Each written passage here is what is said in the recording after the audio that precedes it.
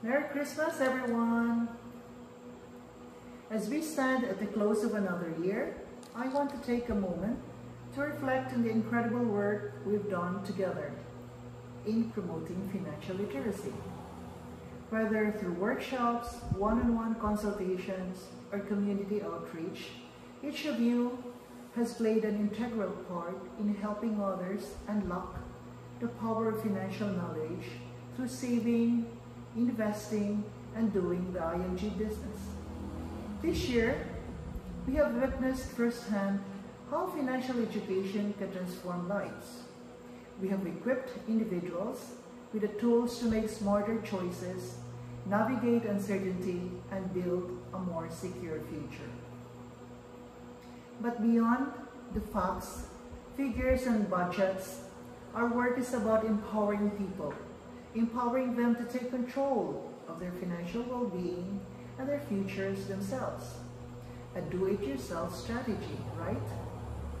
As Warren Buffett once said, the more you learn, the more you earn. So financial literacy isn't just about understanding numbers. It's about the freedom to make choices, to have the confidence to plan ahead, and to feel secure in our own decisions. It's about creating a ripple effect that extends far beyond our immediate family and friends. As Nelson Mandela so powerfully put it, education is the most powerful weapon which you can use to change the world. Yes, from poverty mindset to a millionaire mindset, right? Looking back, I am proud of what we have accomplished. But I also know that the journey isn't over. The need for financial literacy is greater than ever. We're living in an age of constant change, economic uncertainty, and increasing complexity in personal finance. But as we face new challenges, we also have a new opportunity to make a difference. In the coming year, let's continue to inspire those we serve, our kababayans there. Let's remind them that it's not how much money they make, but how much they keep and manage to invest that makes the real difference.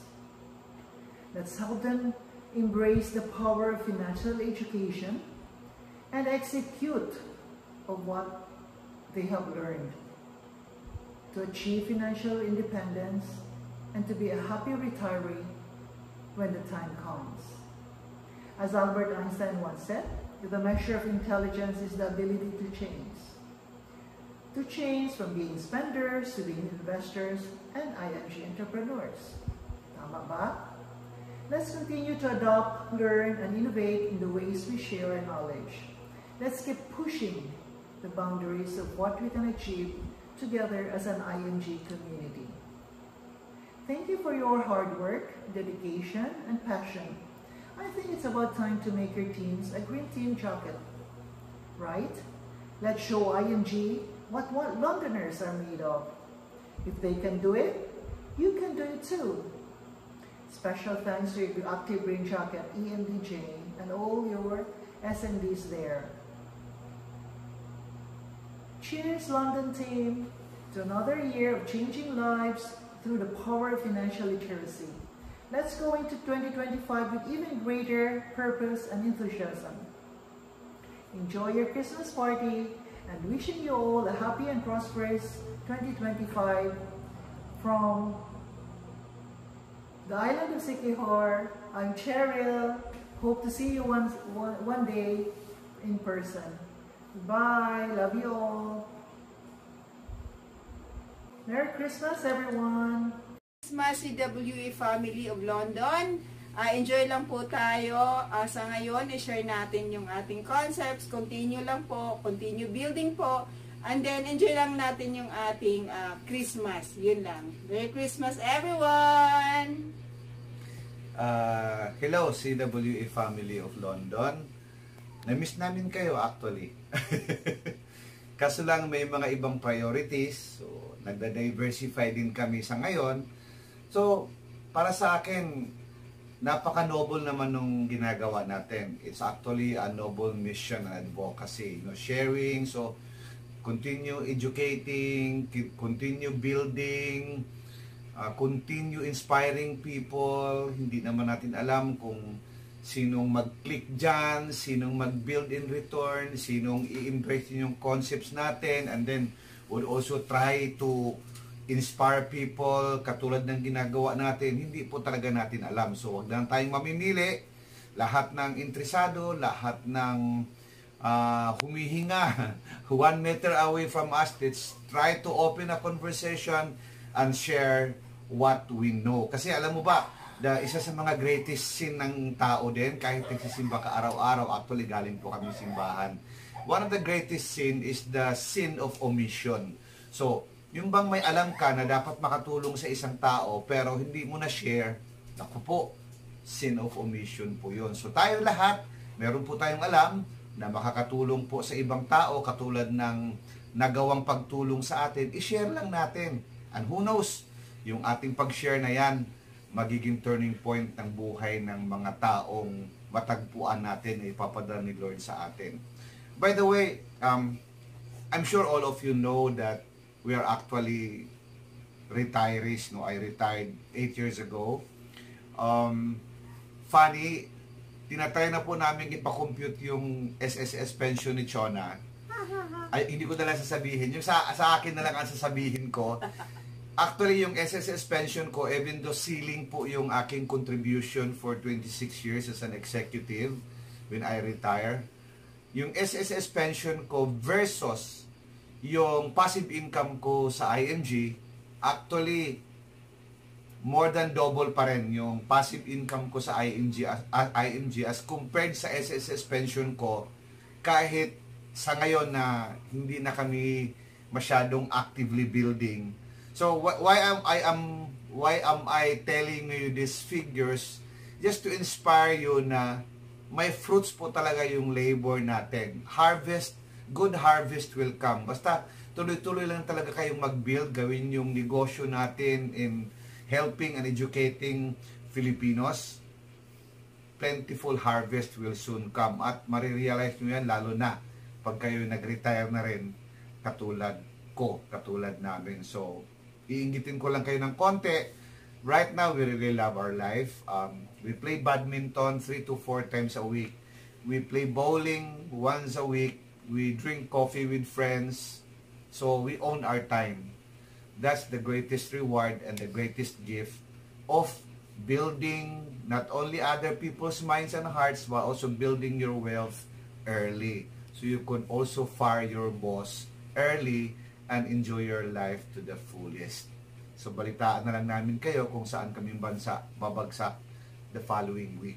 So again, Merry Christmas and a prosperous New Year next year.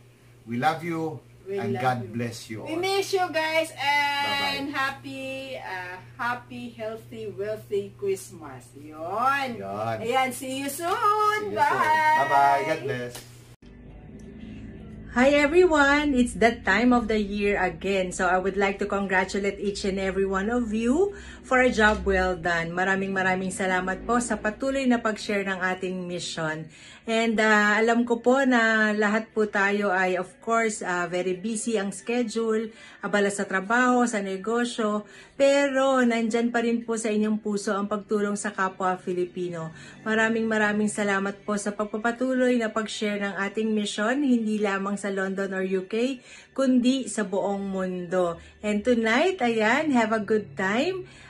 Enjoy, diba? Reward yourself with good food, drinks, and syempre, yung ating mga kasama sa ating IMG community. So, enjoy, and syempre, hindi pa tapos ang taon. Marami pa tayong time para ipagpatuloy ang pag-share ng ating mission. So, sa inyo pong lahat, Merry Christmas, and God bless, and I do hope to see you all soon. Bye! Hello IMG UK team, maligayang Pasko sa inyong lahat. Happy ako dahil kahit papano, kahit sa video na ito ay makakasama ko kayo, no? Dito sa inyong event ngayon as we celebrate First Mass. And bilis ng panahon, no? Parang kailan lang last Christmas, 2023. And then, nag-January 2024, and then ngayon, Pasko na naman, no? At ilang days na lang ay 2025 na, no? Pero alam nyo ba na dito sa ating IMG mission ay araw-araw Pasko. Because every day we do our mission, we give hope, no, to every Filipino family, no? Kasi Christmas is giving, no? So tayo talaga lagi tayo nagbibigay ng pag-asa sa mga pamilya. Ang message na gusto ko ibigay sa inyo as you gather today is let's continue to do our mission with joy, no? Joy. Just open yourself. Just open yourself. So number one joy, the first joy is just open yourself to the mission of giving hope to Filipino family. No? So magbigay tayo ng Pasko sa buhay ng mga pamilya araw-araw. No? Napakaganda ako. 19 years na kami sa IMG ni Jo. And talagang we're very, very grateful kay Dr. Tintin. She was my classmate in med school at siya yung nagdala sa amin sa IMG. Talagang mas happy kami, no? Grateful kami every day na nadala niya kami sa IMG kasi talagang kung hindi sa IMG, siguro hindi kami nakapag-ipon, hindi kami nakapag-invest, walang passive income. And as we do our mission, di ba, napaka-sarap ng pakiramdam na yung mga naturuan natin na mga pamilya, magsasabi sa iyo, no, Jaime, grabe, maraming salamat talaga. Dahil sa naituro mo, no, wala na akong utang dahil sa naituro nyo sa IMG, 'di ba, nakapag-ipon, napagtapos ko ng pag-aaral yung mga anak. So napaka-sarap nung pakiramdam, no? So iba yung joy, 'di ba? Second joy is let's just open yourself to the challenges that come along with our mission. Kasi wala naman talaga mission na madali, di ba? Maraming struggles, pero ganun talaga. Everything in life has its ups and downs naman talaga, di ba? So welcome lang natin. Tandaan natin, the bigger challenges, the bigger the blessings din ang parating, di ba? Third joy is to just open yourself to the journey of success. Lagi natin sinasabi, no, sa mga meetings natin that as long as we stay disciplined, we stay focused, we stay persistent and persevering, talagang lahat ng mga dreams and goals natin, maabot natin dito sa IMG. Proven na po, no? Dami natin mga nakikita na living the life that we want. So kung gagawin lang natin yung ginawa din nila, magiging ganun din tayo. Fourth joy that I'd like to share with you is to just open yourself to the dream of becoming somebody and living a life of significance. Napakasarap ng pakiramdam na nagiging successful tayo. At the same time, marami rin tayong natutulungan maging successful. So let's enjoy our journey together as one big happy family. We pray and claim na lahat tayo, no, we will have a happier, healthier, and wealthier 2025. Okay? And let's win together. Merry Christmas and ingat po kayo. God bless. Bye-bye. Merry Christmas, London team. Today you are celebrating a Christmas party for Warriors team, or I think IMG team in London. So this season did me remind you or deliver this message to you. So be reminded, you know, Christmas is a season of giving. So that's what we do in IMG. So be reminded of our mission. Our mission is to help create wealth for families. And our vision is to lead the financial revolution. So whatever your background, you can get into the financial industry and have access to financial solutions. And our purpose in Warriors is to end the cycle of poverty. So we wage war against poverty, and as member warrior, the true-blooded warrior, we are committed to fight this war till the last drop of our blood. And how to do it? We have a culture. So we just immerse every member to our culture. So first, we change people from spender alam nyo, ang pag-spend, hindi na kailang ituro, di ba? Talagang madaling ano yan, kaya lahat magiging spender. Kaya ang dapat nating ituro is to become a saver. So of course, from spender, we change people to become a saver and to become an investor. And of course, you want to achieve your goal faster, be an entrepreneur. So at least be reminded of what we do and how we help people again. So first, we make money. So you make money, of course. You are in London, you make money, but you have to use your spare time to make more money. So ang purpose natin is talagang to increase your cash flow. As we make money, of course, we save money. So wag lahat na you make money, you spend it all, nako, hanggang buong buhay hindi ka makakauwi for good, no, sa Pilipinas, and you cannot achieve financial freedom. So then you have you save money, you grow money. Yan, talagang you build wealth. And now you have wealth, you have a lot of money, you need to know how to protect that money, to protect that wealth. So that's the totality of achieving financial freedom. So ang alam na natin is how to make a lot of money.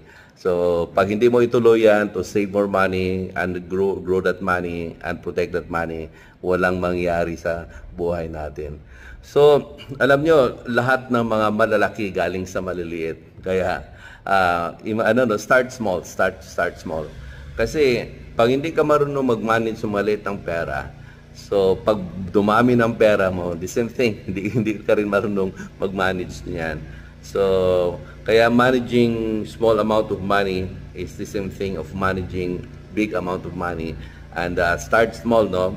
Lahat ng, again, balikan ko, lahat ng malalaki galing sa maliliit. So don't underestimate yung small savings natin. Alam niyo naman, di ba, we are who we are because of a habit.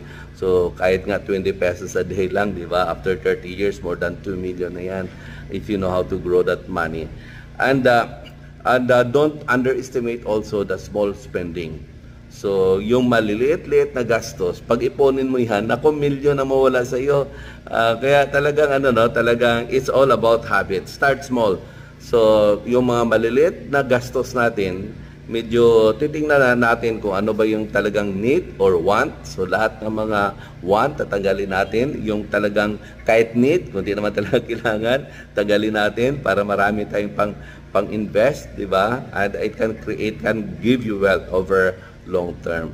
So kaya lahat ng mga maliliit, no, na income, lahat ng magiging malaki yan, and you grow that money, you can build wealth. So that's our culture, and yan that's how we help people. That's why sa mga OFW, ang ganda ng purpose natin, maraming mga OFW talagang sakripisyo, malayo sa mga anak, malayo sa pamilya, talagang malaking sakripisyo, but kasi yun ang purpose natin, talagang magbigyan ng magandang buhay ang pamilya.